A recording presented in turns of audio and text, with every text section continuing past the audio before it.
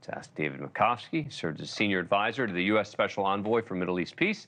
Thanks so much for coming on the show. Appreciate it. All right, so is this going to change what Israel does?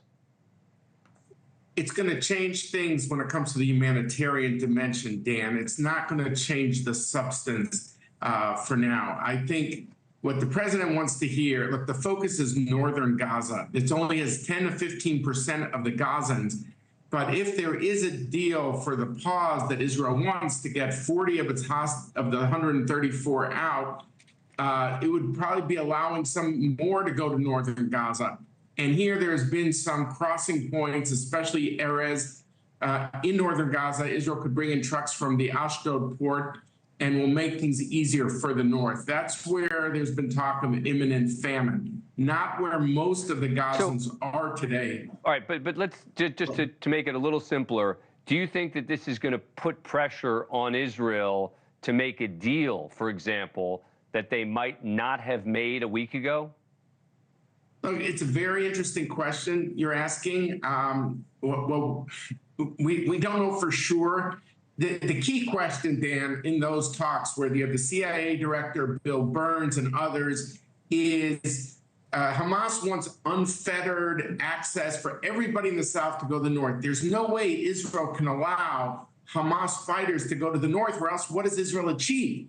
So the question is there a way to filter out the Hamas fighters so women, children, elderly people, and maybe males who are not Hamas can go up there? That is the question. And for the first time, the president fingered Israel to say that you have to be more flexible in the talks. So there's two sets of issues. There's the humanitarian issues, which I think are going to be solved. As a matter of fact, there was a cabinet meeting that ended very late at night, and they've already agreed to open up some crossing points when it comes to the trucks and the food in northern Gaza. And the second piece is the question of what is on offer in the pause talks. And that's where I think, Israel cannot give when it comes to Hamas fighters to go north. And I don't think the president wants it either, but he thinks there's other things, other people who are not Hamas fighters who should be allowed to go to the north during the 6-week pause. Are you surprised to see Biden and Trump relatively on the same page on this? Look, I mean, President Trump is using more vague language when he says, victory, you just ran the clip, victory and finish what you started. Is he saying, it sounds like a Mona Lisa painting that she smiles at you. If you believe finishing means, defeating Hamas, but do it quicker, that's one way. Other way you look at what he said, he says, no, just stop where you're at.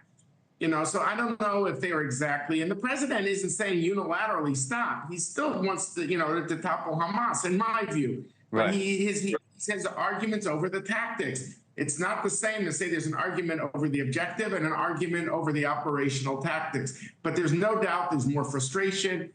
And, alliance management is not easy in wartime. This is a war that's gone on for a while, and it's all spilling out in the open. I think it's very regrettable that that's the case. Thank you for watching. Go to newsnationnow.com to find NewsNation on your cable provider. And don't forget to click the red subscribe button below to get more of NewsNation's fact-driven, unbiased coverage.